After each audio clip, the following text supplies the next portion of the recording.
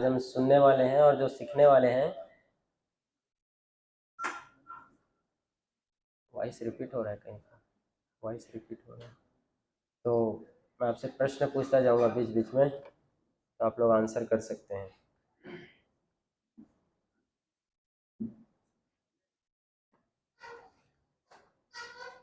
आज हम देखने वाले हैं कि हनुमान जी के विषय में, हनुमान जी के बारे में जानेंगे, क्योंकि जब भी रामायण का नाम आता है तो सबसे पहले किसका नाम आता है?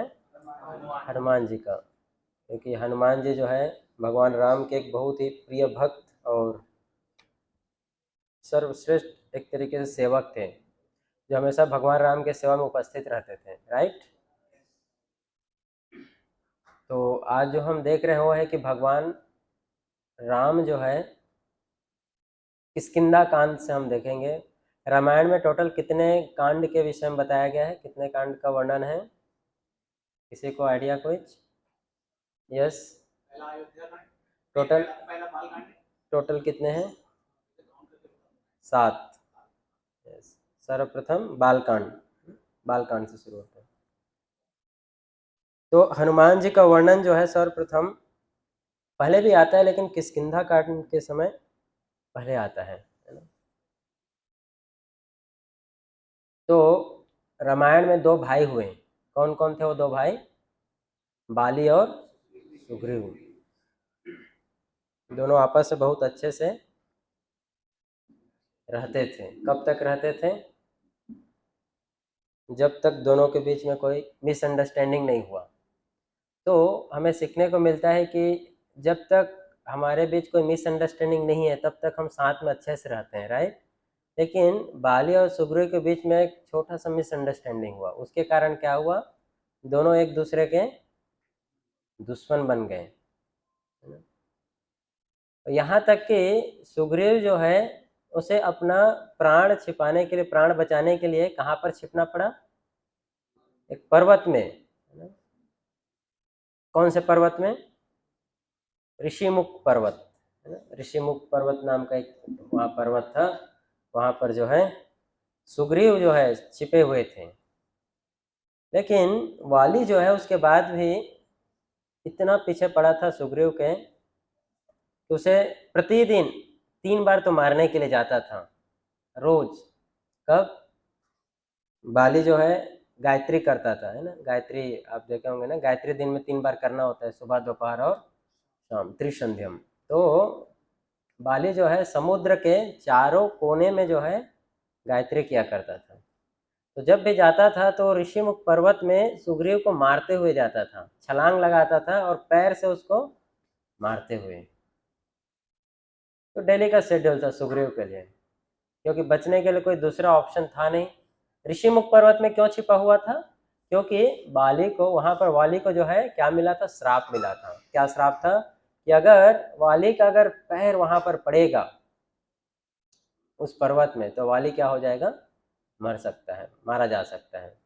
इसलिए वाली इस चीज को जानता था, इसीलिए वहां पर उस पर्वत में कभी भी नहीं आता था। लेकिन वो क्या करता था? छलांग लगाता था, पर्वत के एक साइड से छलांग लगाता था और जहां पर सुग्रीव बैठा रहता था उसके ऊपर पैर से मारता था, प्रहार करता था और फिर वापस दूसरा छलांग पर्वत के उस साइड। इतना पावरफुल था।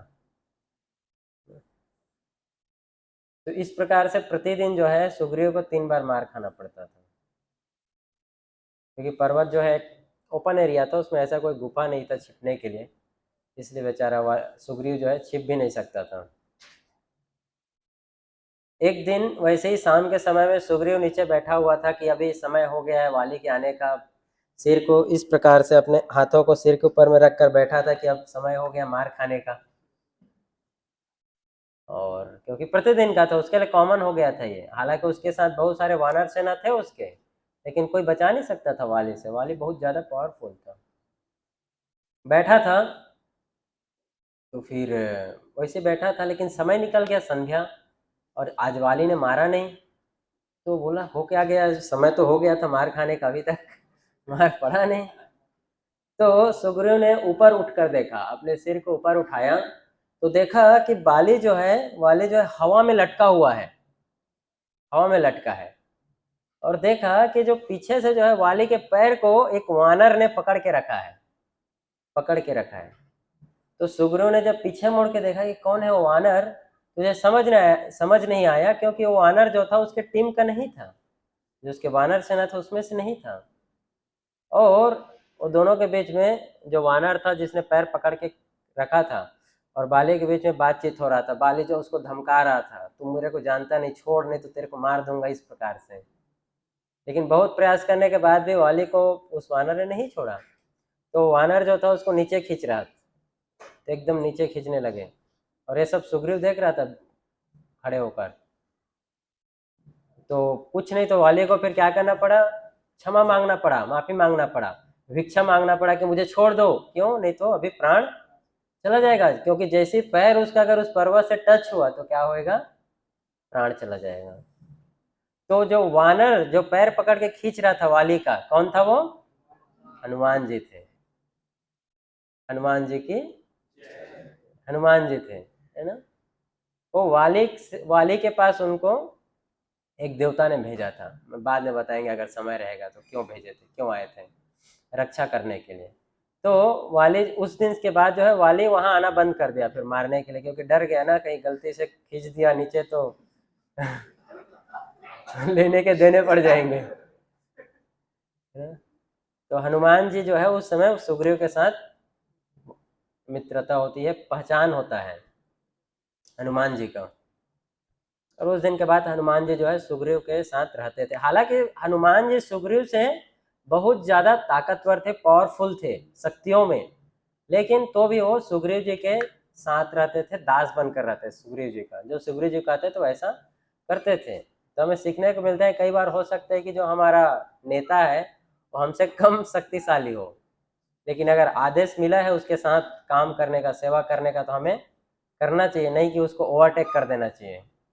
आपको ऐसा दिखेगा कि संसार में अगर नौकर थोड़ा ज़्यादा शक्तिशाली होता है तो क्या करता है, वो मालिक को हटाकर खुद उसके गद्दे में बैठ जाता है। तो इस प्रकार से दिन कट रहे थे सुग्रीव का, और हनुमान जी वहां पर थे। एक दिन ऋषिमुख पर्वत से सुग्रीव देखते हैं कि दो बहुत ही सुंदर मनुष्य चलते हुए आ रहे हैं, है ना, और हाथ में जो है धनुष और बाण लिए हुए हैं। सुग्रीव फिर से डर गया कि वाली जो है अभी अच्छा किसी और को भेज रहा है मारने के लिए पक्का, और डर के छिपने लगे। तो हनुमान जी पूछे कि हुआ क्या, तो देखो हनुमान कौन आ रहा है, पक्का वाली ने किसी को भेजा है एजेंट बनाकर। तो हनुमान जी बोले रुको रुको रुको, देखता हूँ मैं कौन है ना। सुग्रीव जी बोलते हैं कि जाओ देखो, अगर कुछ रहा तो इधर तो नहीं लाना, एड्रेस नहीं बताना मेरा, मैं इधर हूँ। हनुमान जी जो है सन्यासी का वेश धारण करते हैं, ब्राह्मण का, एक हाथ में डंडा और दूसरे हाथ में कमंडलू, इस प्रकार से सन्यासी का वेश धारण लेके किसके पास जाते हैं, उस दो मनुष्य के पास जाते हैं ना, जाते हैं और उनसे मिलते हैं, बातचीत करते हैं। और हनुमान जी उन दोनों मनुष्यों के उन दोनों मनुष्यों की तारीफ करने लगते हैं कि अरे आप दोनों इतने सुंदर दिख रहे हैं, है ना, देखने में तो आप राजकुमार लग रहे हैं, लेकिन ये इस तरह से वन में क्यों घूम रहे हैं, है ना, आप लग रहे हैं बहुत पावरफुल हैं, बहुत शक्तिशाली हैं, लग रहा है कि अपने रास्ते से कहीं भटक गए हैं। इस प्रकार से बहुत तारीफ करने लगे और पूछने लगे कि आप किस उद्देश्य से आए हैं। ये देखकर भगवान राम समझ गए कि जरूर कुछ तो गड़बड़ है। तो लक्ष्मण जैसे भगवान राम बोलते हैं कि देखो, मेरा जहाँ तक अभी अनुभव है, कोई भी सन्यासी बिना मतलब का किसी का तारीफ तो करता नहीं, और न ही पहले से कभी बात करता है बिना किसी उद्देश्य से। जरूर ये अपनी पहचान छिपा रहा है हमसे, है ना, हमसे कुछ ना कुछ तो छिपा रहा है, समझ जाते हैं भगवान राम। वो दोनों भगवान राम और लक्ष्मण धीरे से बात करते रहते हैं, हनुमान जी को समझ नहीं आता क्या बातचीत कर रहे हैं, सुनने का प्रयास करते हैं। फिर भगवान राम बोलते हैं कि आप सन्यासी बनकर यहाँ पर घूम रहे हैं, हाथ में भिक्षा का पात्र रखे हैं, लेकिन जंगल में आपको भिक्षा कौन देता है, इधर तो कोई रहता ही नहीं, अब भिक्षा किससे मांगने के लिए इधर घूम रहे हैं। हनुमान जी एकदम डर गए, डर गए मतलब लगे कि पक्का कोई तो है, ये समझ गए। फिर भगवान राम बोलते हैं कि आप अगर सन्यासी हैं, आप भिक्षा क्यों मांग रहे हैं, आपके गले में हीरे का इतना बड़ा इतना सुंदर हार है, इतना हार, सुंदर हीरे का हार पहन के आपने रखा है और आप भिक्षा क्यों मांग रहे हैं? ये सुनकर हनुमान जी को लगता है कि ये क्या है ना। और फिर हनुमान जी लक्ष्मण जी से पूछते हैं कि आपको दिख रहा है क्या हीरे का हार जो है मेरे गले में? तो लक्ष्मण जी बोलते नहीं, मेरे को दिख रहा है लकड़ी का कुछ है। तो हनुमान जी जो है तुरंत राम के चरणों में गिर जाते हैं, है ना, और रोने लगते हैं, प्रार्थना करने लगते हैं, उनके आंखों से आंसू निकलने लगता है। और भगवान राम को पुकारने लगते हैं जोर जोर से और बोलते हैं कि आप मेरे स्वामी हैं, है ना? आपको मैं बचपन से ढूंढ रहा था, आपकी तलाश मैं बचपन से आपको ढूंढ रहा था, है ना? बचपन से ढूंढ रहा था। तो फिर एक्चुअली हुआ क्या था, बचपन में जब हनुमान जी छोटे थे तब से बहुत ज़्यादा शक्तिशाली थे। तो एक बार सुबह के समय में उनको भूख लगा था। सुबह आपको भूख लगता है तो आप रोते हैं तो क्या खाते हैं? एप्पल या फिर ऑरेंज, ऐसा कुछ फ्रूट्स लेते हैं, राइट। उनको भूख लगा तो वो देखे कि ऊपर जो है आकाश में क्या है? क्या? आम। सूर्य। सूर्य जो है आम की तरह क्या है? पका हुआ दिख रहा है। तो हनुमान जी छोटे बालक थे उस समय और क्या उसी दिशा में बढ़ गए, बढ़ने लगे और जाकर क्या किए? उस सूर्य को निगल लिए। और उसी दिन जो है राहु भी सूर्य को क्या करने के लिए? ग्रहण लगाने के लिए आ रहा था। राहु सूर्य को ग्रहण लगाने के लिए। तो हनुमान जी ने देखा कि अच्छा, एक फल के साथ दूसरा फल फ्री आ रहा है, तो राहु को पकड़े, उसको भी निगल गए। तो सूर्य और राहु को हनुमान जी निगल गए, पूरा अंधकार छा गया सृष्टि में। जब इंद्र को पता चला तो इंद्र अपने ऐरावत में बैठकर, हाथी में बैठकर आने लगे, आ रहे थे। तो हनुमान जी ने देखा कि लग रहा है कोई सफेद फल भी आ रहा है। ऐरावत कौन से कलर के है? हाथी जो है सफेद हाथी। तो लगा कि सफेद फल आ रहा है, आने दो, आ ही रहा है, मेरी डायरेक्शन में आ रहा है, तो आएगा तो खाऊंगे, इस प्रकार से। लेकिन जो इंद्र था, इंद्र डर गए काफी ज्यादा कि वो इतना छोटा सा बच्चा है और इतने विशाल सूर्य को और राहु को दोनों को निगल गया। तो इंद्र ने अपना वज्र जो है हनुमान की ओर फेंक दिया। वज्र फेंकने से जो है हनुमान के चीन में ना, ठुड्डी में वो लगा और यहाँ चोट लगा और हनुमान जी बेहोश हो गए। बेहोश होके गिर गए बेचारे हनुमान जी। तो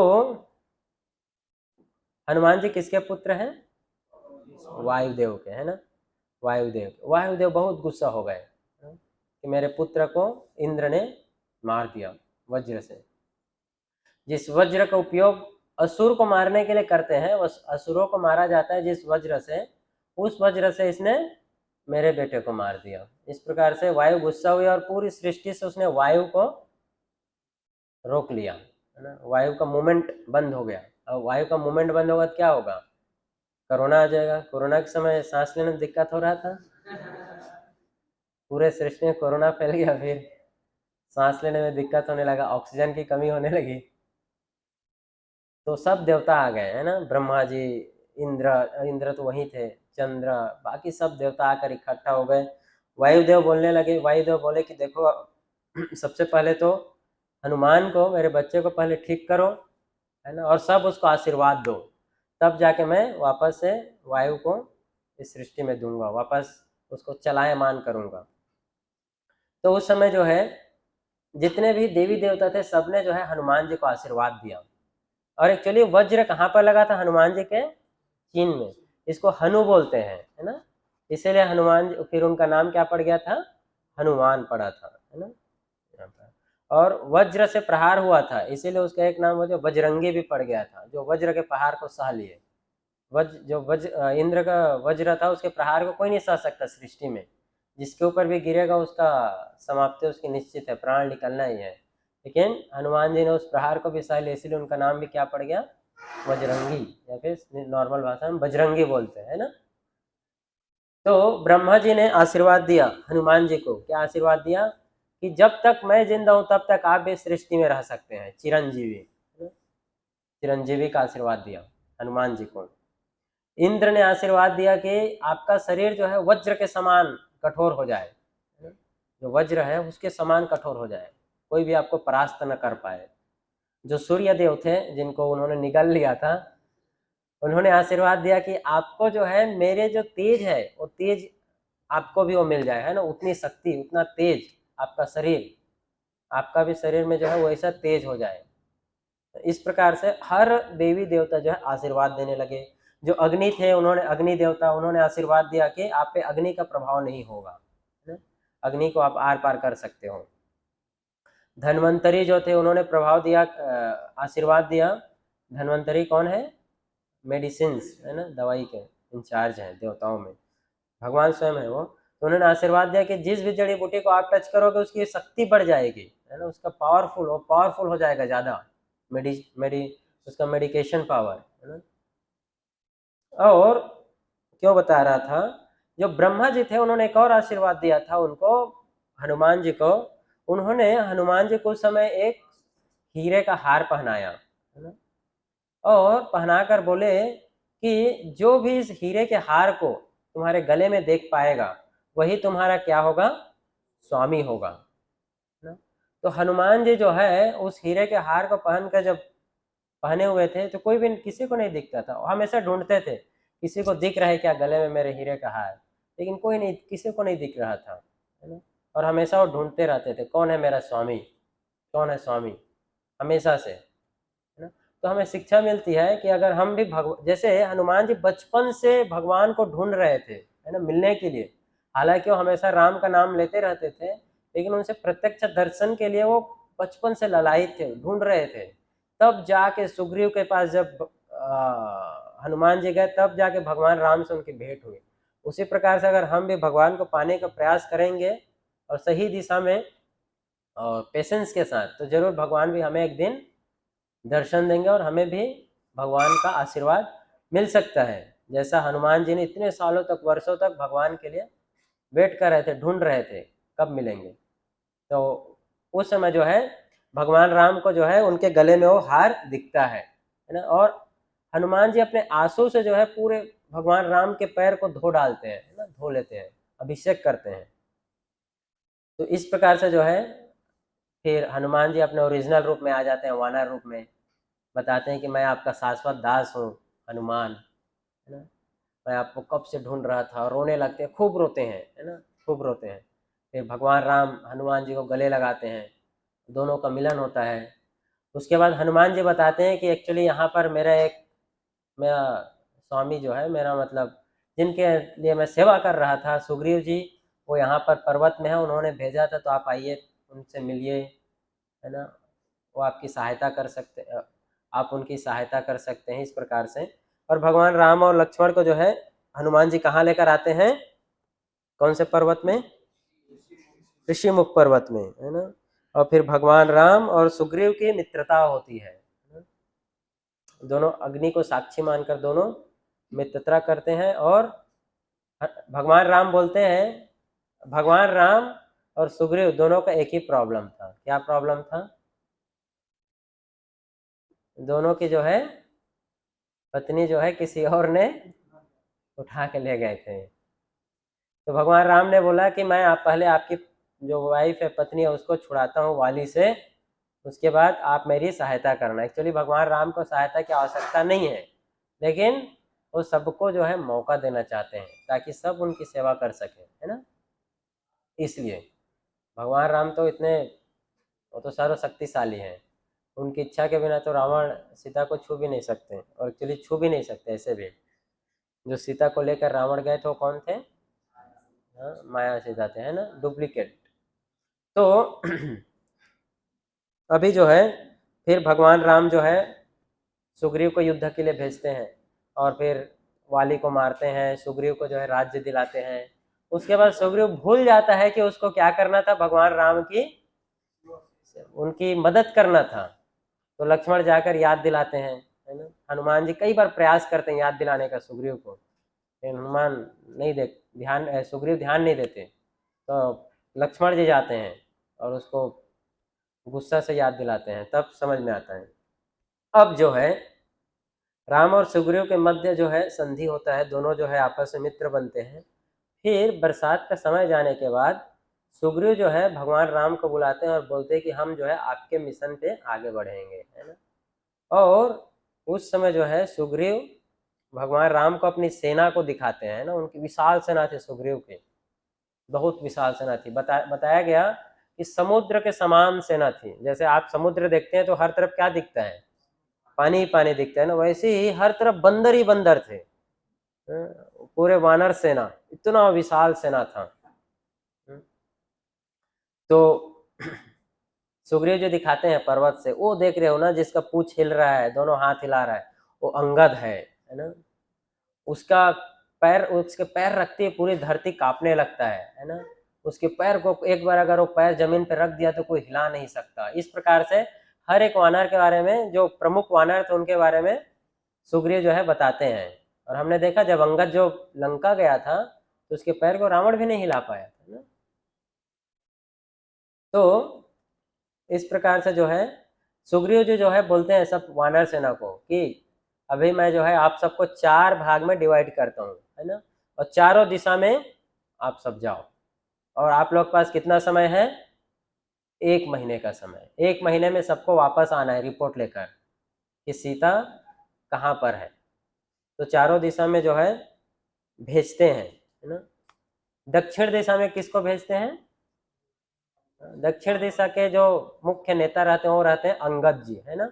और उस ग्रुप में सुग्रीव जो है बड़े बड़े जो लोग थे उनको डालते हैं, है ना, जो शक्तिशाली थे। क्यों, क्योंकि उन्होंने सुन रखा था कि रावण जो है, रावण लेकर गया है सीता के, तो उन्होंने सुना था। और सुन भी रखा था कि रावण का जो घर देश है वो इसी डायरेक्शन में है, लेकिन ये श्योर नहीं थे कि सीता को वहीं रखा है कि किधर रखा है ना। इसलिए चारों दिशा में भेजते हैं। और उस दिशा में जो है पर्टिकुलरली बड़े लोग को भेजते हैं, अंगद रहते हैं, है ना। उसके बाद उसमें हनुमान जी रहते हैं, जामवंत रहते हैं, है ना। इस प्रकार से गंधमादन नामक एक बहुत विशाल वानर है, वो रहता है। इस प्रकार से बड़े बड़े लोग उसमें रहते हैं। और भगवान राम जो है सबको आशीर्वाद देते हैं अपने हाथ से, दोनों हाथों से, है ना। तो हनुमान जी जो है वहाँ पर जब हनुमान जी को आशीर्वाद मिलता है तो उसे अपना सब कुछ मान बैठते हैं और सोचते हैं कि भगवान राम ने मुझे जो आशीर्वाद दिया है इसी के बल पे मुझे कार्य करना है ना। मेरी अपनी शक्ति काम नहीं करेगा, जो भगवान का आशीर्वाद है वही काम करेगा। तो हमें भी जो है भक्ति में आते हैं ना तो आशीर्वाद मिलता है, लेकिन हर कोई उस आशीर्वाद को अलग अलग तरीके से लेता है। कोई उसे अपने जीवन का लक्ष्य मानता है कि हाँ यही मेरे लिए सब कुछ है, कोई सोचता है कि नहीं ये सब थोड़ा कुछ होता है, चलता है। तो सब अपने अपने तरीके से लेता है। तो हनुमान जी उस चीज को अपने जीवन का लक्ष्य ही मान लेते हैं कि भगवान ने आशीर्वाद दिया है। और हालांकि उस समय तक हनुमान जी कोई बहुत बड़े उभर कर आने वाले ऐसे कोई शक्तिशाली वानर के रूप में पहचान नहीं हुई थी, क्योंकि अभी तक उन्होंने ऐसा कोई कार्य नहीं किया था। फिर भी भगवान राम का जो है हनुमान के प्रति एक स्वाभाविक आकर्षण था, है ना, स्वाभाविक प्रेम था। इसीलिए भगवान राम ने अपनी एक अंगूठी निकाला और किसको दिए, हनुमान जी को, है ना, क्योंकि उन्हें भरोसा था हनुमान के ऊपर। बोले कि आप जब जाओगे और सीता अगर मिल गई, है ना, तो अंगूठी जो है सीता को दिखाना, तो सीता समझ जाएगी कि आप कौन है, आप जो है जरूर मेरे द्वारा भेजे गए हैं, है ना, समझ जाएंगे। तो अंगूठी देते हैं और सबको आशीर्वाद देते हैं। इस प्रकार से चारों दिशाओं में सेना चले जाते हैं और एक दिशा में जो है दक्षिण दिशा में कौन जाते हैं, अंगद के नेतृत्व में सारे उनके टीममेट्स जाते हैं, टीममेट्स जाते रहते हैं।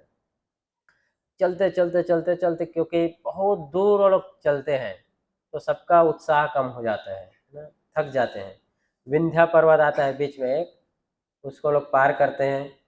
फिर ऐसे पार करते हैं, उत्साह कम हो जाता है तो अंगद जी उत्साह दिलाते हैं वापस से सबको।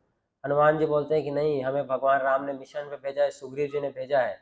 और उत्साह इसलिए भी कम हो रहा था क्योंकि 1 महीने का समय था और समय निकला जा रहा है, इसलिए सबका उत्साह कम हो रहा है। इसीलिए जो लीडर होता है उसका कर्तव्य होता है क्या, कि वो उत्साह जो है मेंटेन करके रखे, मेंटेन करके रखे, सबका उत्साह बढ़ाते रहे। इस प्रकार से जाते जाते उनको बीच में एक जंगल मिलता है। विंध्या पर्वत को पार करने के बाद में जंगल का क्या नाम था, कंडू, कंडू जंगल। और जंगल एकदम वीरान वीरान था, मतलब वहां के पेड़ पौधे सब सूखे हुए थे, झील में कोई पानी नहीं था, कुछ भी नहीं, सब सूखा हुआ था और सारे वानर जो है भूख के मारे एकदम तड़प रहे थे और कुछ भी खाने को नहीं था, सब वहीं बैठ गए। अब तो हमें लग रहा है कि हमें अपना शरीर यहीं पर ही छोड़ना पड़ेगा। इस प्रकार से फिर से जो है हनुमान जी और अंगद जो है सबको फिर से उत्साह दिलाते हैं कि नहीं नहीं हमें चलना है। और जैसे अच्छा, वो कंडू पर्वत क्या होता है, कंडू जंगल, वहाँ पर एक्चुअली कंडू ऋषि नाम के एक ऋषि हुए और उनका एक बेटा था। उनका बेटा जो है एक समय जब छोटी उम्र के थे तो मर गए। तो कंडू ऋषि ने मदद के लिए पुकारा उस जंगल में कि कोई आओ मेरी मदद करो, तो कोई आया नहीं, कोई भी नहीं आया। तो कंडू ऋषि जो है उस समय जंगल में पेड़ पौधों को भी श्राप देते हैं कि इतने सारे पेड़ पौधे हैं, ये लोग मेरी आवाज़ को नहीं सुन रहे हैं क्या, इतना निर्दयी बन गए हैं। तो उन्होंने श्राप दिया कि मैं इस जंगल को श्राप देता हूँ कि क्या हो जाए, पूरी तरीके से वीरान हो जाए, सब कुछ यहाँ पर सूखा हो जाए। तब से जंगल सब कुछ सूखा ही था। तो जंगल को जैसे तैसे उन्होंने पार किया और जैसे ही पार किए तो अब एक और बड़ा प्रॉब्लम, इसके बाद एक गुफा मिला उनको, है ना। और गुफा एकदम अंधेरा था, मतलब अंदर जाने का रास्ता नहीं दिख रहा था, अंधेरा था एकदम और कोई दूसरा रास्ता भी नहीं था वो गुफा को छोड़ के आगे बढ़ने का। तो अंगद जी वहीं पर बैठ गए, बोले कि अब मेरे बस की बात नहीं है, क्योंकि उनका गुफा से, लेकिन गुफा से उनका ऑलरेडी बहुत सारा ऐसे संपर्क हो चुका था, बैड एक्सपीरियंस था। क्योंकि बाली भी कहाँ पर बाली छिप गया, बाली और धुंधवी नामक एक असुर था ना जिसके साथ युद्ध हुआ था, तो ऑलरेडी उसके कारण उसका गुफा को लेके बहुत ज़्यादा वो था, बैड एक्सपीरियंस। तो बोला गुफा में तो नहीं जाएंगे, कुछ भी हो जाए। अंगद जी बैठ गया और जब लीडर ही बैठ जाएगा तो बाकी सब बैठ ही जाए, सब बैठ गए, हाँ हाँ नहीं जाएंगे, अब हो गया। और वैसे भी अब कुछ दिन ही बचे हैं, 1 महीने बीतने में, वापस जाएंगे तो सुग्रीव हमें मार डालेगा, उससे अच्छा इधर ही। तो ऐसा बोलकर जो है अंगद जी बैठ गए। तो यहाँ पर हमें अब क्या होता है, अब हनुमान जी जो है, तो अंगद को कंपेयर किया गया है, बताया गया कि वो बुद्धि के समान है ना। तो जहाँ पर बुद्धि भी काम करना बंद कर देता है वहां पर श्रद्धा काम आता है ना, विश्वास। तो हनुमान जी जो है वो श्रद्धा विश्वास के बराबर थे। उन्होंने बोला कि नहीं नहीं, हमें आदेश मिला है, हमें जाना पड़ेगा, हमें जाएंगे, है ना, प्रयास नहीं नहीं छोड़ेंगे, प्रयास करते रहेंगे। तो गुफा में जाने का भी उन्होंने अनोखा तरीका निकाला, अब क्योंकि एकदम अंधेरा था। तो हनुमान जी बोले कि मैं सबसे आगे रहूंगा और मेरा पूछ जो है मेरे पीछे वाला बंदर पकड़ेगा, उसका पूछ उसका पीछे वाला बंदर पकड़ेगा, सब एक दूसरे का पूछ पकड़ लो, है ना, ताकि कोई छूटे ना, और कुछ भी हो जाए पूछ नहीं छोड़ना, है ना। तो गुफा एकदम अंधेरा था, तो हनुमान जी पे पकड़ते पकड़ते देखते देखते इस प्रकार से गिरते पड़ते वो लोग जा रहे थे। एक स्थान पे जाने के बाद उनको रास्ता ही नहीं दिख रहा था आगे कहीं जाने का, कुछ नहीं था उसके बाद आगे। तो हनुमान जी जो है उस समय अब बोलने लगे, अब तो पीछे भी नहीं जा सकते क्योंकि पीछे का रास्ता भी नहीं पता, अब कैसे जाना है, आ तो गए जैसे तैसे, अब पीछे कहाँ से जाए, किधर से जाओ के जाए। तब जो है हनुमान जी भगवान राम को याद करते, स्मरण करते हैं, स्मरण करते हैं कि भगवान श्री रामचंद्र मेरी सहायता कीजिए, अभी आगे कुछ रास्ता ही नहीं दिख रहा है ना। तो भगवान राम के प्रेरणा से उनको समझ में आता है कि बाजू से एक रास्ता था, है ना, पकड़ते पड़ते उनको समझ में आता है कि बाजू से एक रास्ता है। उसी प्रकार से हमारे जीवन में भी अगर कहीं भी कोई रास्ता नहीं समझ आता है, कुछ भी नहीं, सब परेशानी परेशानी, कई बार हमें लगता है ना कि मेरे जीवन में सबसे ज़्यादा परेशानी है ना, बाकी लोगों के जीवन तो कितना अच्छा है, हमारे जीवन में इतना कष्ट है। तो ऐसे समय में हमें भगवान को याद करना चाहिए, क्योंकि भगवान जो है सारे प्रॉब्लम्स को हटा सकते हैं, दूर भगा सकते हैं ना, मिटा सकते हैं।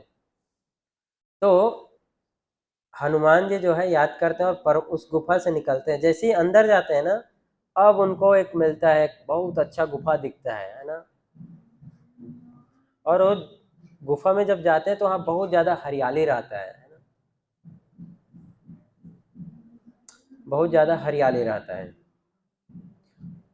उस जगह का नाम था, वहाँ पर बहुत, जैसे गुफा निकलते हैं, गुफा को पार करते हैं, एकदम हरियाली हर तरफ और पेड़ पौधे, है ना, पेड़ पौधे जिसमें बहुत अच्छे अच्छे फल लगे थे, झील था जिसमें मीठा पानी था। तो ये सब देख के सारे वानर तो पहले एकदम खुशी के मारे पागल हो जाते हैं, क्योंकि पहले से उनको भूख लग ही रहा है, कितने दिनों से मिला ही नहीं कुछ खाने को। बोले अभी सारे के सारे, जैसे बंदर का स्वभाव होता है, टूट के कूदने ही वाले थे सब के सब। तो अंगद ने रोका, रुको रुको, किसी का है ये, है ना, कोई तो होगा मालिक इसका, है ना। तो उन्होंने ढूंढने लगे कि कौन है इस एरिया का मालिक। तब उन्होंने देखा कि वहां पर एक स्वयं प्रभा नाम की एक जो है माता जी वहां पर तपस्या कर रही थी, है ना। वो थी, आधा आंख बंद था, देख रही थी। तो हनुमान जी, अंगद जी जो है उनसे बात करते हैं, पूछते हैं कि आप कौन है, यहाँ पर हैं। और इनको देख करके वो जो स्वयं प्रभा थी, स्वयं प्रभा, वो बहुत प्रसन्न हो जाती है और बोलते हैं कि मैं आप ही लोग का इंतजार कर रही थी, है ना। और बोलते हैं कि आप लोग जो है यहाँ पर जो भी है उसका आनंद उठा सकते हैं। बस इतना ही सुनना था कि सारे बंदर तो कूद गए अपने अपने दिशा में, बाकी चीजें तुम देखो, हम तो जा रहे हैं अपना खाने पीने। और सब बंदर जो है वहां पर नहीं देखा कि कौन छोटा कौन बड़ा, सब अपने पेट भर के आनंद से खाने लगे, है ना। इस बीच में जो है स्वयं प्रभा सुनाती है अपना कहानी, है ना, अंगद को बताती है कि वो कौन क्या होता है। एक समय मैदानव नामक एक असुर था ना, मैदानव। तो मैदानव जो है ना, उसके तीन, उसने मैदानव जो है ना, स्वर्ग से एक अप्सरा थी हेमा नाम की, उसको वहां से उठा के ले आता है और उससे विवाह कर लेता है, शादी करता है जबरदस्ती। और 3 बच्चे उत्पन्न होते हैं, जिसमें से पहला था, पहला का नाम था मायावी, और दूसरा था दुंदुभी, और तीसरा मंदोदरी। तो मंदोदरी का विवाह किसके साथ होता है? रावण के साथ होता है। और मायावी और दुंदुभी, इसका वध कौन करता है? वाली, है ना। दुंदुभी के साथ युद्ध होता है गुफा में, और मायावी को भी वाली मारा होता है, दोनों को मार देता है। मैदानों को जो है बाद में इंद्र मारते हैं। तो इंद्र जब मैदानों को मारते हैं तो हेमा जो रहती है उनकी पत्नी अप्सरा, वो वापस इंद्रलोक को चली जाती है। लेकिन जाने से पहले हेमा जो है ना, स्वयं प्रभा, ये जो माता जी है, इनको जो है वो पूरा का पूरा एरिया जो है सौंप के जाती, गिफ्ट कर देती है कि एरिया आपका है। और इंद्र बोलते हैं कि यहाँ पर आने वाले समय में बहुत सारे वानर आएंगे, आप उनकी सेवा करो, सेवा करने के बाद आप वापस आप भी आ सकते हो। तब से जो है वो वहां पर वेट करते रहती थी। तो सारे वानरों को जो है तो खिलाती है अच्छे से। फिर सारे उसमें से 1-2 वानर रहते हैं, वो बोलते हैं कि देखो कितना बढ़िया जगह है, अब समय तो निकल गया, लगभग 1 महीने होने को आया, अब वापस कौन जाए, इधर ही रहते हैं, कितना बढ़िया सेट है जगह। तो सारे बंदर खुश हो गए कि हाँ हाँ सही बात है, देखो वापस जाएंगे तो सुग्रीव मारेगा, तो यहीं रहते हैं। और वैसे भी हम अंदर कैसे आए किसी को पता भी नहीं चलेगा, क्योंकि गुफा का रास्ता किसी को पता भी नहीं और बाहर जाने का भी रास्ता नहीं दिख रहा है। तो फिर हनुमान जी बोलते हैं ना कि हमें नहीं भूलना चाहिए कि हम किस लिए आए हैं, अपना लक्ष्य। तो हमें भी अपना लक्ष्य जो है, जब भगवान की सेवा कर रहे हैं तो नहीं भूलना चाहिए भगवान के। कई बार हम मंदिर आते हैं, कुछ समय बीतने के बाद हम भूल जाते हैं कि हम मंदिर आए क्यों थे, किस पर्पस के लिए आए थे। भगवान को जानने के लिए, भगवत गीता समझने के लिए भूल जाते हैं, और बाकी दूसरी चीज़ों में व्यस्त हो जाते हैं कि ये ऐसा नहीं है, ये ऐसा है, यहाँ भी प्रॉब्लम है, ये सारी चीज़ों में फंस जाते हैं। तो हनुमान जी जो है फिर से उनको लेके स्वयं प्रभा से पूछते हैं कि यहाँ से निकलना कैसे है। तो स्वयं प्रभा बोलती है कि सब अपनी आंखें बंद करो, मैं अपनी शक्ति से आप लोग को गुफा से बाहर भेज देती हूँ। ये सारे बंदर आंख बंद करते हैं, और आंख बंद करते ही सारे बंदर जो है कहाँ आ जाते हैं? समुद्र के पास पहुंच जाते हैं। समुद्र के पास सारे बंदर एक तो खुश हो जाते हैं, वाह चलो निकल गए। लेकिन जैसे ही आप देखते हैं कि इतना विशाल समुद्र और आगे कुछ है ही नहीं, तो फिर निराश हो जाते हैं सबके सब, वहीं बैठ जाते हैं समुद्र के तट पे, है ना। सब ऐसे बैठ जाते हैं वहीं पर ही, और सोचते हैं कि अब तो कोई ऑप्शन भी नहीं है ना, अब तो कुछ ऑप्शन नहीं है, अब तो हम इतनी दूर आ गए हैं कि अब वापस जाके बताने का भी समय नहीं है। और सब सोचते हैं कि अब तो आगे समुद्र है और पीछे का रास्ता इतना सघन है, अब यहीं बैठकर हम क्या करेंगे? राम कथा करते हुए अपना शरीर छोड़ते जाएंगे एक एक करके। ऐसा वो लोग बात कर ही रहे थे कि ऊपर में ना एक संपाति, एक गिद्ध था, है ना, गुफा में। गिद्ध बैठकर उनकी सारी बातें सुन रहा था। गिद्ध के दोनों पंख जो है खराब हो गए थे, है ना। तो ये सारी बातें सुन रहा था गिद्ध और खुश हो गया, बोले इतने सारे बंदर, हाँ, करने दो तपस्या, एक एक मरते जाएगा तो एक एक को खाता जाऊंगा। वो खुश हो गया संपाति। तो लोग राम कथा शुरू किए वहां पर, है ना। वहां पर राम कथा बताना शुरू किए कि भगवान राम की मित्रता कैसे हुई, भगवान राम जो है कैसे वन में अपना दिन बिता रहे थे। ऐसा करते करते उन्होंने बीच में एक प्रसंग आया कि किस प्रकार से जटायु जो है माता सीता की रक्षा के लिए अपना प्राण गवा बैठा, है ना। तो जब जटायु का नाम सुना संपाति ने, तो उसके कान एकदम खड़े हो गए, जटायु, और रोने लगा। अब रोने लगा तो उसके अब आंसू गिरने लगा। आंसू जब नीचे गिरा तो हनुमान, सारे वानर देखेंगे बारिश हो रहा है कहां से। तो ऊपर देखे तो क्या था, वो गिद्ध था। लेकिन सब डर गए क्योंकि इतना विशाल गिद्ध था कि उसको, उसके मुंह में एक साथ 4-5 बंदर आराम से आ जाते। लेकिन फिर बंदरों ने देखा कि वो गिद्ध क्या है, घायल अवस्था में है ना। तो उस संपाति नामक गिद्ध को उन्होंने वापस नीचे बुलाया, है ना, और पूछा कि क्या हुआ, रो क्यों रहे हो। फिर संपाति जो अपना कहानी शुरू किया कि मेरा भाई था जटायु, आया ही नहीं, गया एक दिन तो उसके बाद, और अपने बारे में फिर बताने लगा कि उसका पंख क्यों टूट गया। एक बार वो और उसका भाई सूर्य को पकड़ने के लिए जा रहे थे, ऊपर उड़ने के लिए, तो उड़ते उड़ते इतने ऊपर चले गए, क्या हुआ, सूर्य का प्रकाश इतना तेज बढ़ गया कि पंख को जलाने लायक। तो जटायु को बचाने के लिए संपाति ने तो जटायु के ऊपर आ गया, तो जटायु तो बच गया, लेकिन संपाति का जो पंख था वो क्या हुआ, जल गया। इस प्रकार से कहानी सुना रहा था। तो अंगद जी बोलते हैं नहीं नहीं ठीक है, आपका कहानी सुनेंगे हम, पहले बताइए आप कुछ मदद करेंगे क्या, अभी हम जो यहाँ फंसे हुए हैं, है ना। तो हमें ये भी सीखने को मिलता है ना। कई बार हम अपने मिशन में जाते हैं, है ना, तो कोई दोस्त मिल गया, तो उस दोस्त जो है अपना कहानी सुनाना शुरू करता है, और आप अपना जो लक्ष्य में जिस काम के लिए गए थे वो काम भूल के क्या करते हैं, उसका कहानी ही सुनने लगते। अच्छा अच्छा। तो अंगद जी ने तुरंत रोका संपाति को, है ना, बोला कि ठीक है आपका कहानी मैं सुनूंगा, लेकिन पहले बताओ कि हम जिस पर्पस के लिए आए, पर्पस में आप कुछ कंट्रीब्यूट कर सकते हो क्या। तो हमें ये पता करना चाहिए, प्रयास करना चाहिए, है ना, कि अपने लक्ष्य को पहले हम पूरा करें। जैसे कई बार कई लोग बताते हैं, कई स्टूडेंट्स, कि किसी दोस्त के यहाँ पढ़ने गए, 10 मिनट पढ़े ही थे कि एक दोस्त तो अपनी कहानी बनाना शुरू किया कि अरे यार कल ऐसा हो गया। फिर बुक्स जो है बंद और उसकी कहानी शुरू। तो लक्ष्य नहीं बोलना चाहिए, है ना, जिस पर्पस के लिए हम, जो पर्पस हमारा है उसे पूरा करना चाहिए।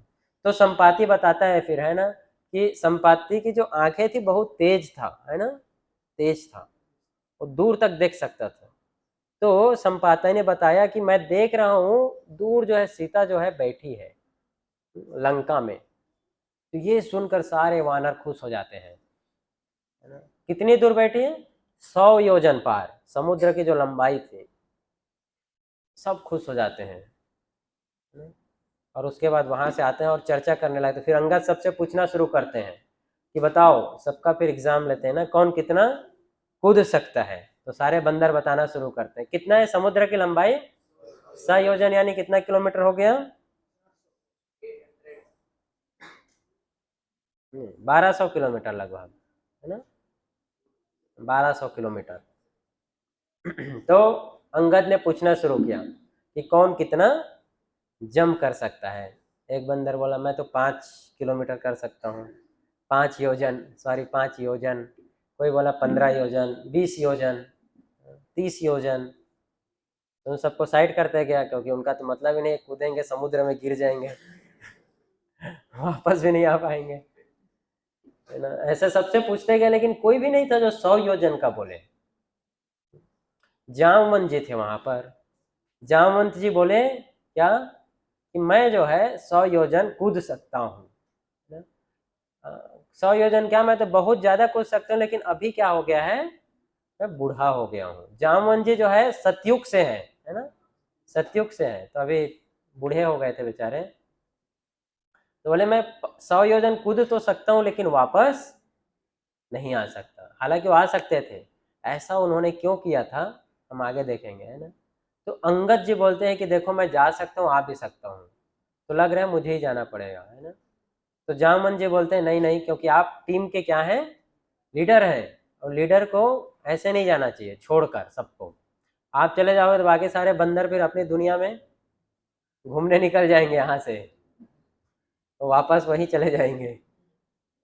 तो जामवन जी बोलते हैं हनुमान जी को, कह रही आप क्यों नहीं बोल रहे हो कुछ।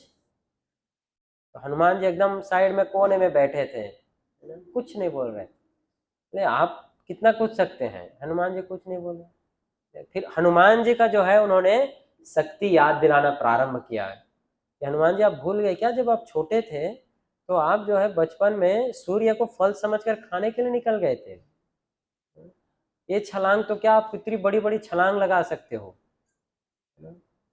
आपको याद है बचपन में आप कितने बड़े बड़े कारनामे करते थे, इतने बड़े बड़े ऋषियों की आपने रक्षा किया है, कौन कौन से असुरों का वध किया है। तो ये सब सुन के हनुमान जी को अपना जो शक्ति था, खोया हुआ शक्ति याद आने लगा, है ना, याद आने लगा। तो याद आने लगा तो उनका शरीर जो है बड़ा होने लगा, है ना, बड़ा होने लगा, विशाल शरीर हो गया हनुमान जी का। और एक्चुअली क्या हुआ था, जब हनुमान जी छोटे थे तो ऋषि लोग को बहुत परेशान करते थे, बहुत ज़्यादा परेशान किया करते थे, उन लोग को तपस्या करने नहीं देते थे। तो एक दो ऋषि जो है बहुत गुस्सा हो गए और हनुमान जी को श्राप दे दिए थे, क्या कि तुम अपनी शक्ति को भूल जाओ, है ना, जब समय आएगा तो तुम्हें कोई याद दिलाएगा तो तुमको वापस याद आ जाएगा। तो अब क्या होता है, अब जो है असली में हनुमान जी का जो पास्ट टाइम है लीला वो स्टार्ट होता है ना। हनुमान जी को याद आता है और विशाल शरीर लेता है, अब वो जंप करने की तैयारी करते हैं, कूदने की, किसको, समुद्र को। कितना दूर है समुद्र, कितना लंबा है, 100 योजन। जंप करने से पहले हनुमान जी जो है सबसे सारे बंदरों से आशीर्वाद लेते हैं, है ना, आशीर्वाद मांगते हैं। छोटा बंदर हो, बड़ा बंदर हो, सब बंदरों से। ऐसा नहीं कि अरे तू तो 5 योजन बस जंप कर रहा था, चल निकल इधर। नहीं, छोटा बड़ा सारे बंदरों से आशीर्वाद मांगते हैं कि मैं जा रहा हूं, मेरे को आशीर्वाद दो। और उससे पहले वो इंद्र को और सूर्य का आशीर्वाद लेते हैं, है ना, इंद्र और सूर्य से। और ऐसा आशीर्वाद लेकर, तो कहने का अर्थ है कि अगर हम कोई भी काम कर रहे हैं ना, तो अगर हम अपने से बड़ों का आशीर्वाद लेंगे, है ना, तो हम जरूर सक्सेस होते हैं उसमें। अब ऐसा नहीं कि हनुमान जी देख रहे हो इतने बड़े टीम में, बताओ कोई है जाएगा, किसी को जाना है तो मेरे पूछ में बैठ जाओ, ऐसा नहीं है ना। हनुमान जी का जो भाव है कितना विनम्र भाव है, राइट। अब हनुमान जी जो है जंप करने के लिए तैयार थे, तो महेंद्र पर्वत से उन्होंने छलांग लगाना प्रारंभ किया, शुरू किया, है ना। ये जो है महेंद्र पर्वत, यहाँ से प्रारंभ किया। तो सबसे पहला चीज है कि देखिए हनुमान जी ऐसा भी नहीं बोले कि मैं अकेले क्यों जाऊं, 2-4 लोग को भेजो, कुछ हो गया तो। नहीं, क्या थे वो, साहस, साहस, कॉन्फिडेंट होना चाहिए हमें, जब हम भगवान की सेवा में हैं, अगर कोई सेवा करना है तो हाँ करना है, साहस, साहस होना चाहिए। अपने जो मन का जो विकार है वो सबको हटाना चाहिए। और दूसरा हम सीखते हैं जामवंत जी से, क्या कि जामवंत जी हालांकि वो जा सकते थे, लेकिन उन्होंने क्या किया, वो सेवा किसको दिया, हनुमान जी को, राइट, हनुमान जी को सेवा करने का मौका। इसलिए डेलीगेट, तो जो लीडर होता है वो अकेले नहीं करता है सब कुछ को, क्या करता है, वो सेवाओं को डिस्ट्रीब्यूट करता है, ताकि सबको क्या मिले, सेवा करने का मौका मिले और सबको आशीर्वाद मिले। उसके बाद जो हमने देखा हुआ है, हनुमान जी जो है सबका रिस्पेक्ट किए, है ना, छोटा बड़ा सबका, और सबसे उन्होंने आशीर्वाद लिया, सबसे आशीर्वाद लिया। दूसरा जो अंगद जी थे, उन्होंने जब उन्होंने बोला अंगद जी ने कि आप मत जाओ, तो सारा जो है अंगद जी बोले कि देखिए आप बड़े हैं यहाँ पर, अब मैं सारा कमान आपके ऊपर सौंपता हूँ, जैसा करना है आप करो, है ना। तो कई बार परिस्थिति में ऐसा नहीं कि सब कुछ हमें ही करना चाहिए, हमें लोगों से क्या लेना चाहिए, एडवाइस लेना चाहिए कि ऐसी परिस्थिति है, क्या करें इस परिस्थिति में। इसलिए हम रामायण से बहुत कुछ सीख सकते हैं, रिस्पेक्ट। और उसके बाद है हनुमान जी जंप करने के लिए तैयार होते हैं और महेंद्र पर्वत से वो छलांग लगाने के लिए रेडी होते हैं और जाने से पहले सबसे वो क्या लेते हैं, आशीर्वाद मांगते हैं, ब्लेसिंग्स। तो अभी हम देखते हैं हनुमान जी छलांग लगाएंगे। आवाज नहीं आ रहा है क्या? आवाज को क्या हुआ इसके?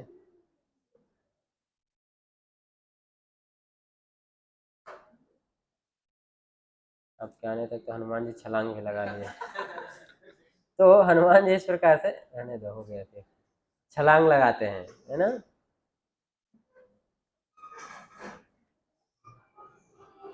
ये है ना, सबसे आशीर्वाद लेकर के।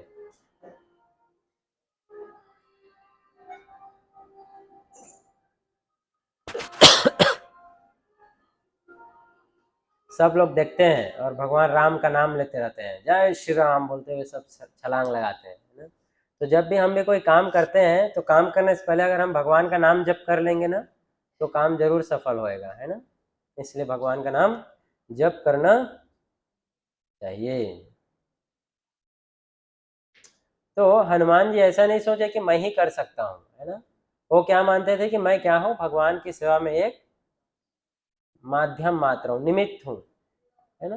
बहुत लोग कर सकते हैं लेकिन भगवान ने मुझे चुना है, इस प्रकार से।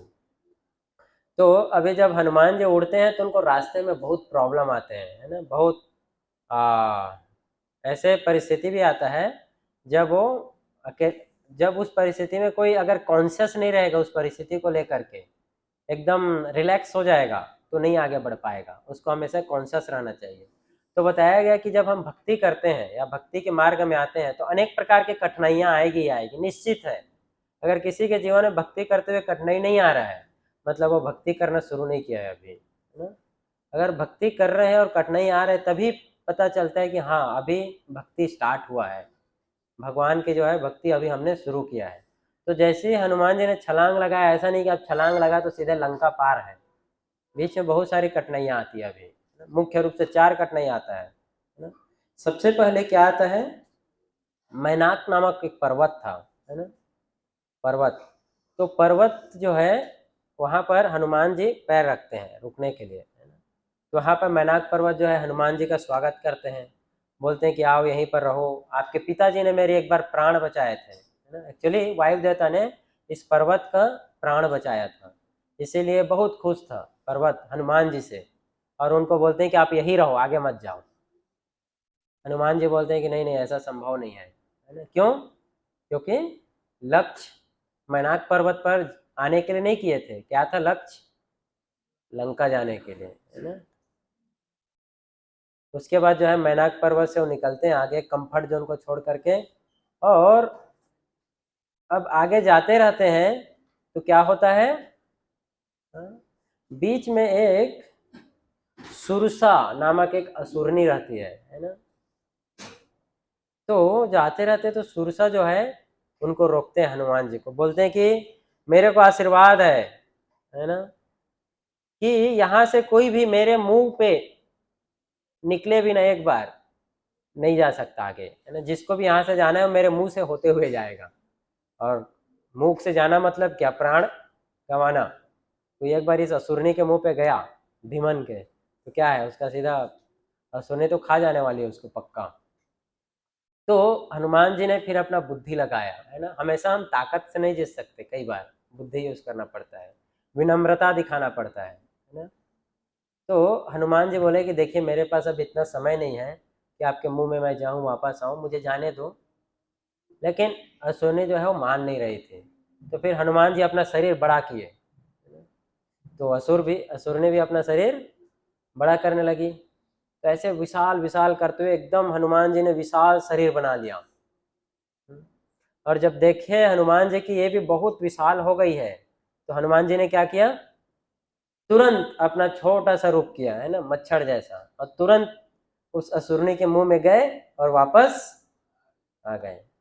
देखते हैं, है ना, देखो ये है बहुत विशाल,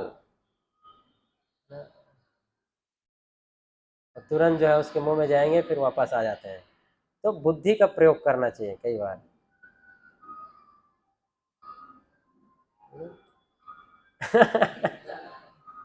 अब जो है सुरसा जो है ये देखकर बहुत प्रसन्न हो जाती है ना, कितनी, और समझ जाती है कि जरूर ये कोई बुद्धिमान या कोई सामान्य वानर नहीं है, और खूब आशीर्वाद देती है सुरसा उसको, हनुमान जी को, है ना।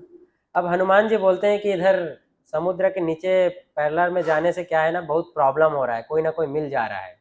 तो क्या किया हनुमान जी, ऊपर उड़ गए, है ना, बोले ऊपर ही ऊपर जाऊंगा, बहुत आकाश में दूर ऊपर उड़ गए और वहीं से जाने लगे उड़ते हुए। जब उड़ते उड़ते जा रहे थे तो एक समय हनुमान जी को अनुभव हुआ कि अभी वो आगे ही नहीं बढ़ रहे हैं, मतलब वो उड़ रहे हैं लेकिन आगे ही नहीं जा रहे हैं। तो देखिए हो क्या रहा है, समझ नहीं आ रहे हैं, है ना। तो क्या हो रहा था वहां पर, कौन सी असुरनी थी, कौन सा असुर है बताइए, किसी को पता है नाम? हाँ हाँ, छाया पकड़ने वाली, क्या नाम है उसका? हाँ, ये कौन है?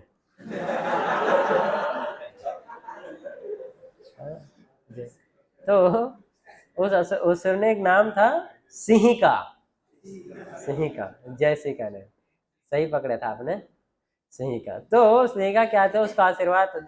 तो इससे ये क्या दिखाता है, देखो अगर हम कई बार ना, हम अपने जीवन में कितना भी ऊपर उड़ जाए, है ना, लेकिन कुछ चीज जमीन में हमेशा ही रहता है। क्या रहता है, क्या था अभी जमीन में, नीचे छाया, है ना। तो हम कई बार लोग भूल जाते हैं, इतने ऊपर उड़ जाते हैं लेकिन भूल जाते हैं कि जमीन में कुछ तो है ना। और छाया को सिंहिका ने पकड़ लिया, इसलिए, और सिंहिका जो क्या दिखाता है, वो अहंकार को, ईगो को। तो जब तक ईगो को हम समाप्त नहीं करते, हम जीवन में आगे नहीं बढ़ सकते, है ना। ईगो जब तक रहेगा हमें आगे नहीं बढ़ने देगा। जैसे वो सिंहिका थी, वो ईगो को दिखाती है, और वो हनुमान जी को आगे नहीं बढ़ने दे रहे थे, है ना। तो फिर ऑप्शन क्या है इसका, इसका ऑप्शन है कि उसको कैसे भी करके खत्म करो। तो हनुमान जी नीचे आए, पहले तो बोले कि छोड़ो इसको, नहीं मानी सिंहिका। उसके बाद जो है हनुमान जी जो है सिंहिका के साथ युद्ध करते हैं और उसको मारते हैं, है ना। मार के तो ईगो को हटाना ही पड़ता है ना। अगर हमें आगे बढ़ना है भक्ति में, या फिर भागवत समझना है, गीता पढ़ना है, जानना है, तो हमें ये हटाना ही पड़ेगा। तो इस प्रकार से जो है हनुमान जी उसको मारते हैं सिंहिका को, और आगे बढ़ते हैं कॉन्शियसली। उसके बाद अब क्या होता है, अब आगे बढ़ते जाते हैं तो सुबेल नामक एक पर्वत आता है ना। अब सुबेल पर्वत सिर्फ लंका के नजदीक ही था, है ना। सुबेल पर्वत में हनुमान जी खड़े होते हैं, और वहां से जो है उनको, वहां से हनुमान जी को पूरा लंका दिखाई देता है सुबेल पर्वत से, और ये सुबेल पर्वत किसका प्रतीक है, वैराग्य का, वैराग्य का। क्यों, क्योंकि अगर वैराग्य के बिना कोई लंका को देखेगा तो जरूर उसे प्रभावित हो जाएगा। क्यों, क्योंकि लंका किससे बना था, सोने से बना हुआ था, मतलब वो पूरा माया था अपने आप में, है ना। तो कहने का अर्थ यह है कि जब हम इस संसार में रह रहे हैं और वैराग्य नहीं है, तो जरूर हम जो है उस चीज से प्रभावित हो जाएंगे, वो चीज हमें प्रभावित कर देगा। इसीलिए वैराग्य के बिना भक्ति संभव नहीं है ना। तो उसका प्रतीक था। तो सुबेल पर्वत से पूरी रात जो है, रात देखते हैं हनुमान जी, रात होने तक, संध्या होने तक, कि क्या क्या है, प्लान आउट करते हैं कि कैसे जाना है अंदर, किधर से घुसना है लंका में, पूरा प्लान बनाते हैं। तो हमें भी कुछ भी काम करते हैं तो बिना प्लान के नहीं करना चाहिए, बिना प्लान के करने से हमेशा लॉस होएगा। अब जैसे ही शाम होता है तो हनुमान जी क्या करते हैं, लंका घुसने को देखते हैं, है ना। अब छोटा सा वानर का रूप लेते हैं और लंका के गेट से अंदर जाने का प्रयास करते हैं, है ना। तो जैसे ही अंदर जाते हैं तो वहां पर कौन रहती है, वहां पर एक, हाँ, वहां का जो main guard keeper, gate keeper, है ना, गेट कीपर, मेन गार्ड, क्या नाम था गेट कीपर का, लंकिनी, जो लंका का रक्षा करने के लिए वहां नियुक्त थे।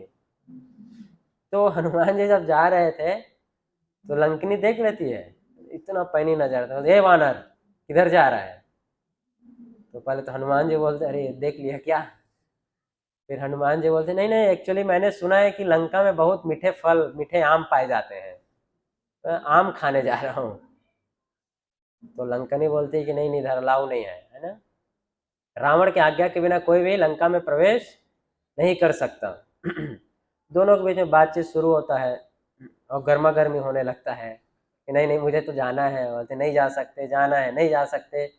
फिर दोनों गुस्सा बढ़ते जाता है। फिर हनुमान जी गुस्सा में एक मुक्का जो है लंकनी के यहाँ मुंह पे मारते हैं, है ना, एक मुक्का जोर से। जब मुक्का पड़ता है लंकनी को तो उसके मुंह से खून आ जाता है, दांत गिर जाते हैं। तब लंकनी को पूरा बुद्धि आ जाता है एक बार में, एक मुक्के में पूरा गीता भागवत सब समझ जाती है, डाउनलोड हो जाता है पूरा। लंकनी बोलती है कि नहीं नहीं आप जाओ जाओ जाओ, मुझे ब्रह्मा जी ने बोला था कि आगे चल के कोई वानर आएगा तुमको एक मुक्का मारेगा, और अगर तुम्हारा दांत और खून निकल गया तो समझ जाना कि लंका का अंत निश्चित है, आप है ना, लंका का विनाश होने वाला है। बोले कि अब आप जा सकते हो, मैं भी जा रही हूँ, अब हो गया मेरा खत्म, अब ड्यूटी ऑफ हो गया। तो लंकनी जो है छोड़ देती है और वानर हनुमान जी को आगे जाने को बोलती है। इस प्रकार से जो है हनुमान जी जो है लंका जाते हैं, है ना। और लंका में जाने के बाद और बहुत सारे पास टाइम है, तो अभी काफी समय हो गया है, तो अब हम यहीं तक रुकेंगे, है ना। ये सुंदरकांड के अंदर आता है। सुंदरकांड क्यों नाम दिया गया है? हनुमान जी बहुत सुंदर थे इसलिए। तो सुंदरकांड नाम क्यों दिया गया है? ये सुंदरकांड का हम प्रसंग देख रहे थे। पूरा जो हनुमान जी का सेक्शन है उसे सुंदरकांड कहा गया है रामायण में। तो बताएंगे सुंदरकांड क्यों? सुंदरकांड क्यों कहा गया है? क्योंकि सुंदरकांड में जो है ना माता सीता का मिलन और हनुमान जी की भक्ति, ये दोनों का वर्णन है। तो माता सीता और हनुमान जी के भक्ति का वर्णन है, इसीलिए इस प्रसंग का नाम क्या दिया गया है? सुंदरकांड। क्योंकि जो इनकी भक्ति है इतना प्रगाढ़ है, इतना उच्च कोटि का है ना। ये सुनने मात्र से लोगों में भक्ति आती है। इसीलिए आप देखना गाँव में जो है लोग घरों में क्या कराते हैं, इसलिए कराते हैं, हालांकि अब उनको भी नहीं पता क्यों कराते हैं, बस कराते हैं। तो कराने का लक्ष्य ये था कि जो है सुंदरकांड कराने से जो है भक्ति आती है, हमें भक्ति मिलता है ना, भगवान के प्रति हमारी प्रेम रुचि उत्पन्न होता है ना। इसलिए क्योंकि सुंदरकांड में हनुमान जी का वर्णन है। हनुमान जी ऐसे दिखने में सुंदर नहीं थे, वानर थे ना, लेकिन इस प्रसंग का नाम क्या है? सुंदरकांड। इसलिए है ना, इसीलिए सुंदरकांड का लोग पाठ भी करते हैं। तो इस प्रकार से हमें समझ में आता है हनुमान जी के जीवन से, हनुमान जी के भक्ति से हम बहुत कुछ सीख सकते हैं, है ना। तो हम यहीं पर रुकेंगे, है ना।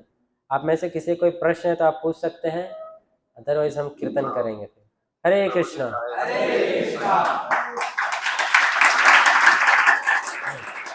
किसी का कोई प्रश्न? मेरा प्रश्न है, मेरा प्रश्न है। हाँ, 1 मिनट, जो ऑनलाइन में है, यहाँ पर कोई ऑफलाइन पूछ रहे हैं, उसके बाद में आपका प्रश्न लेंगे। यस बोलिए। हाँ, जंगल में तो सारे जानवर साथ में ही रहते हैं ना, भालू थे वो। एक्चुअली सतयुग में जो है ना पेड़ पौधे जानवर मनुष्य सब आपस में बात कर सकते थे। जब त्रेता युग का समय आया तो पेड़ पौधे की बोलने की शक्ति चली गई, जानवर आपस में बात कर सकते थे, मनुष्य बात कर सकते थे, है ना। जब द्वापर युग का समय आया तो जो है आपने सुना भगवान कृष्ण जानवर पक्षी पशु पक्षी से बात करते थे, है ना। तो द्वापर युग में और कम हो गया, है ना, सिर्फ मनुष्य या फिर उस समय और कुछ स्पेशल कुछ ऐसे जीव जंतु थे जिनको बोल सकते थे। लेकिन जब कलयुग आया तो सिर्फ मनुष्य बोल सकता है, बाकी सारे जानवर ये सब के बोलने का जो शक्ति था वो गायब हो गया, है ना। इसीलिए हमें शास्त्रों में पता चलता है, सुनते हैं नहीं आपस में बात कर रहे हैं, तो ऐसा नहीं कि वो बताने के लिए है, नहीं, ये लोग बात करते तो उस समय बात कर सकते थे, बात करने की उनमें कैपेसिटी थी, लेकिन कलयुग में शक्ति चला गया, नहीं है। तो जो जामवन जी थे वो भालू थे, है ना, बहुत पावरफुल थे, तो वो जो है उनके साथ उनके मित्रता थी, है ना। आपने बोला था कि कॉन्शियसनेस से कृष्णा का पूजा करना चाहिए, तो फिर सबकॉन्शियसनेस का उसमें क्या पार्ट होता है? किसका? सबकॉन्शियसनेस माइंड होता है, सबकॉन्शियसनेस का क्या? जब हम कॉन्शियस रहेंगे तो सब कॉन्शियस का मतलब नहीं है, सब कॉन्शियस यानी कि बैक एंड द माइंड क्या चल रहा है ना। जैसे मैं अभी खाना खा रहा हूँ, लेकिन खाते समय खाना खाने के विषय में नहीं सोच रहा हूँ, कुछ और चल रहा है, तो सब कॉन्शियस माइंड कुछ और पीछे चल रहा है। कृष्णा जी की पूजा कैसे करना चाहिए? भगवान की जब हम सेवा करते रहेंगे तो हमारे सारे विचार भगवान के सामने लग जाएंगे, और जो बुरे विचार हैं वो तो ऐसे ही हटते जाएंगे, धीरे धीरे धीरे धीरे बुरे विचार हट जाएंगे, और सिर्फ अच्छे विचार जो है हम आएंगे भगवान की सेवा में। क्लीनिंग होता है, हमारे थॉट का क्लीनिंग होता है, क्लीनिंग है ना। बहुत सारे थॉट्स हैं हमारे माइंड में, तो जो बैड थॉट है, गंदे विचार हैं, वो क्लीन होते जाता है, और जो अच्छे थॉट्स हैं वो ऊपर उठने लगता है ना, और वो जो है बुरे थॉट्स को कवर कर देता है। तो एक बार जो है हमारे बुरे थॉट्स जो है अच्छे थॉट से कवर हो जाता है, उसके बाद हमारा लाइफ ऐसे ही अच्छा चलता है, उसके बाद हम डिस्टर्ब नहीं रहते हैं जीवन में, क्योंकि we are always guided by the good desires. अच्छे विचार के द्वारा हम अपना जीवन जीते हैं, बुरे विचार वैसे ही सेटल डाउन हो जाते हैं। जैसे पानी है, पानी में गंदगी है, तो हिला देने से पूरा गंदा हो जाता है पानी, लेकिन थोड़े देर तक शांत छोड़ने के बाद क्या होता है, गंदा पानी जो गंदगी है वो नीचे बैठ जाता है। वैसे भक्ति करने से हमारे जो गंदे विचार हैं, गंदगी है जो माइंड में, वो नीचे सेटल डाउन हो जाता है। Okay okay. तो आपने बोला ना कि भक्ति स्टार्ट होती है तो हमारे लाइफ में कठिनाई आती है, वो कठिनाई आती है तब हमें क्या करना चाहिए? तो और अच्छे से भक्ति करना चाहिए, और क्या करेंगे। हनुमान जी क्या करते थे अपने लाइफ में? हनुमान जी भगवान राम का नाम लेने लगते थे, और पूरे उड़ान में जब उड़ रहे थे तो ऐसा भी कोई क्षण नहीं था जब भगवान राम को स्मरण न कर रहे हैं, है ना। जय श्री राम, जय श्री राम, बस यही बोलते हुए जा रहे थे।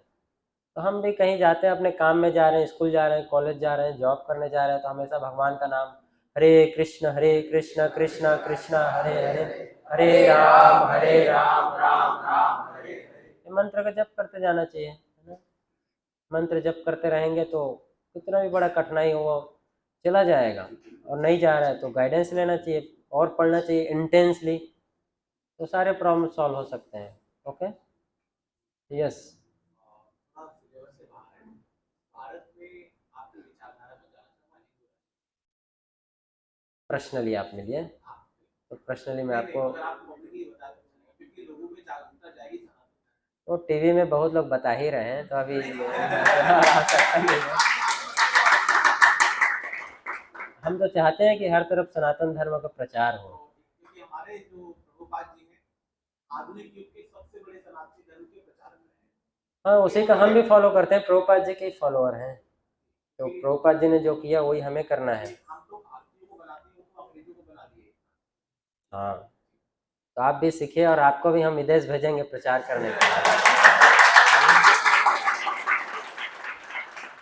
तो आप आइए अच्छे से, और अच्छे से भगवद गीता सीखिए, और गीता भागवत को सीखिए, और आप भी प्रचार करिए अच्छे से। हम तो चाहते हैं, चैतन्य महाप्रभु ने बोला है, भारत भूमिते होइल जन्मजार, जन्म सार्थक करी कर पर उपकार। भारत भूमिते होइल जन्मजार, अगर भारत भूमि में किसी के जन्म हुआ है तो सबसे पहले उसका ड्यूटी क्या है कि अपने लाइफ को परफेक्ट करें। क्या परफेक्ट करें? उसको सबसे पहले ये समझे कि भाई भगवान कृष्ण है कौन, मैं कौन हूँ, और ये समझने के बाद करे पर उपकार, उसके बाद दूसरे के ऊपर उपकार करे, दूसरे को बताए, पूरे विश्व में भ्रमण करके, है ना। और चैतन्य महाप्रभु ने फिर बोला है ना, पृथ्वीते आचे नगर आदि ग्राम, सर्वत्र प्रचार होय व मोर नाम। तो ऑलरेडी पूरा संसार हिंदू राष्ट्र बन ही जाने वाला है थोड़े समय में, क्योंकि महाप्रभु ने ऐसा प्रेडिक्शन किया है, तो हिंदू राष्ट्र बनना ही है। पृथ्वीते आचे नगर आदि ग्राम, अगर हर तरफ कृष्ण के नाम का गुणगान हो रहा है तो बोलने की आवश्यकता नहीं है कि हिंदू राष्ट्र है, और स्वाभाविक रूप से हिंदू राष्ट्र ही है। या सनातन राष्ट्र।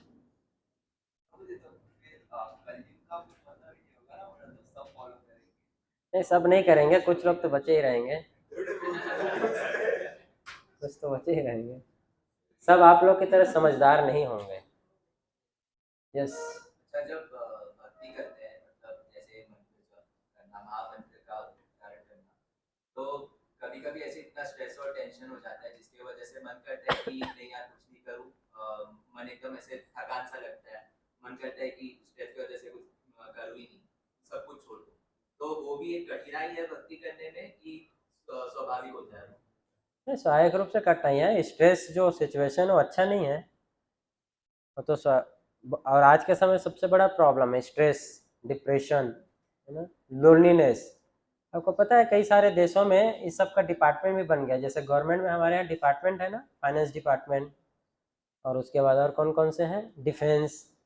तो वैसे जापान में लोनलीनेस, अकेलापन का एक डिपार्टमेंट ही है, जो भी अकेला है उसको गए वो लोग गाइड करते हैं, फिर वो डिपार्टमेंट है गवर्नमेंट में, है ना। तो स्वाभाविक रूप से स्ट्रेस जो है प्रॉब्लम है, ऐसी परिस्थिति में हमें डीओटी फ्रेंड्स होने चाहिए हमारे पास, डीओटी सर्कल के डीओटी फ्रेंड होने चाहिए, जो हम जिनके साथ हम अपना टाइम स्पेंड कर सके, है ना। भक्तों का संग होना चाहिए, साधु संग होना चाहिए। शास्त्र बोलता है अगर साधु संग रहेगा तो फिर ये सब प्रॉब्लम नहीं आएगा, है ना। 100 साल पहले आप नहीं सुनेंगे कोई डिप्रेशन में आता था, कोई सुसाइड किया, ऐसे नहीं, सारे प्रॉब्लम अभी का ही खेल है, और इसका मुख्य कारण है सोशल मीडिया, है ना, मुख्य कारण। यस। तो इसे भी कठिनाई समझ के चलना चाहिए, तो भक्ति में कठिनाई है?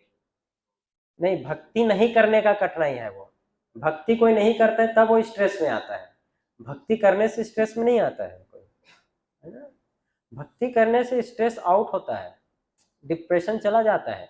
हमने देखा है कितने सारे लोग जो सुसाइड करने वाले थे, वो लोग भक्ति करने से वो अभी कितना अच्छा जीवन जी रहे हैं, है ना? जीवन जी रहे हैं। ऐसे भारत देश में, विदेशों में हमने कई ऐसी घटनाएं देखी है। वो सुसाइड करने वाला है, लेकिन उससे पहले उसने कुछ गीता पढ़ लिया, तो फिर वो सुसाइड करने का प्लान कैंसिल करके भगवान की भक्ति में लग जाते हैं। Okay, yes. आपका कोई प्रश्न था ऑनलाइन? जी, तो वो जी आपने बोला कि जैसे हम भक्ति में आगे एडवांस करते हैं तो कष्ट आते हैं। ये किस प्रकार के कष्ट, मतलब हर किसी के अलग अलग कष्ट हो सकते हैं, कुछ इसके एग्जाम्पल्स देंगे आप? शास्त्रों में बताया गया है जब हम भक्ति करते हैं तो समय के साथ हमें जो काम, क्रोध, लोभ, मोह, मद, मत्सर्य, ईर्ष्या, ये 6 प्रकार के कष्ट तो आते ही हैं। ये अलग अलग रूपों में आता है। जैसे कोई भक्ति करता है उसके बाद उसको काम इच्छा, है ना, इच्छा होती है एंजॉयमेंट का, कि मुझे ये एंजॉय करना चाहिए। बहुत सारे इस प्रकार के जो 6 अनर्थ है, ये अनर्थ किसी न किसी रूप में प्रकट होते हैं, काम, क्रोध। तो ये 6 प्रकार के अनर्थ है और अलग अलग तरीके से प्रकट होता है हर किसी के जीवन में। ये अलग तरीके से आता है, लेकिन हरे कृष्ण कृष्ण कृष्ण कृष्ण हरे हरे। तो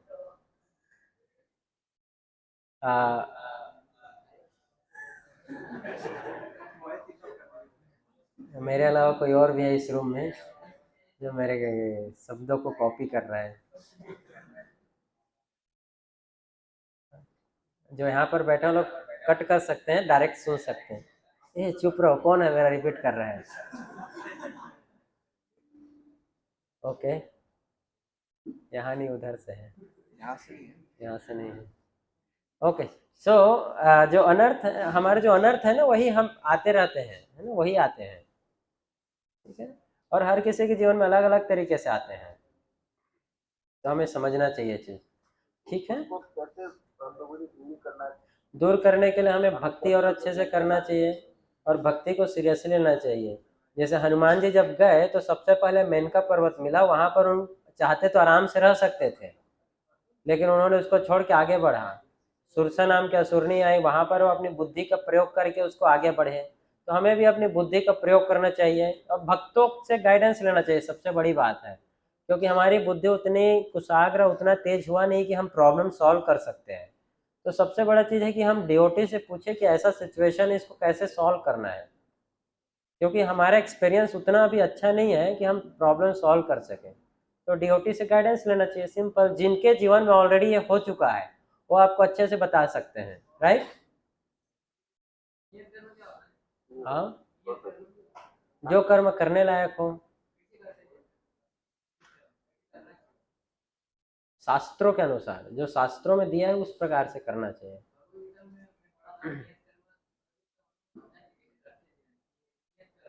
नियत कर्म का अर्थ होता है जो हमारा दैनिक जीवन का जो कार्यकलाप है उसको नियत कर्म बोलते हैं, जो दैनिक प्रतिदिन का नियम है। जैसे सुबह जल्दी उठना, उठकर जो है नहा धोकर भगवान का नाम जप करना, फिर अपने जो दैनिक जो क्रियाकलाप उसमें लगना, कोई स्टूडेंट है तो पढ़ाई करना, जॉब वाला है तो नौकरी के लिए जाना, तो ये जो कार्य है उसको नियत कर्म बोलते हैं। तो सुबह उठ के भगवान का नाम जो ऐसा नहीं कर रहा है वो अपने नियत कर्म नहीं कर रहा है, फिर वो क्या कर रहा है, वो विकर्म कर रहा है, ऐसे कर्म कर रहा है जिससे उसे पाप लगेगा। Okay, all right. सो हम यहीं पर रुकेंगे और अभी हम कीर्तन करेंगे, या तो आई थिंक राम कथा नीचे भी शुरू हो गया है। परम पूज्य भक्ति आश्रय वैष्णव महाराज आए हुए हैं, तो उनका भी कथा होगा। बहुत अच्छे महाराज है, बहुत सुंदर कथा करते हैं। तो मंडपम हॉल में रहेगा, तो हमारे ड्यूटीज जाकर देखेंगे। अगर स्टार्ट हो गया रहेगा तो हम लोग भी सब साथ में वही चलेंगे, ठीक है? तब तक हम कीर्तन कर सकते हैं आई थिंक, या देखते हैं क्या है पॉसिबल। ड्रामा सभी आप सबके लिए ड्रामा है। ओके, सो आप सब लोग बैठिए अच्छे से वहीं पर अपने चेयर पे, आप सबके लिए drama. Thank you very much. Hare Krishna.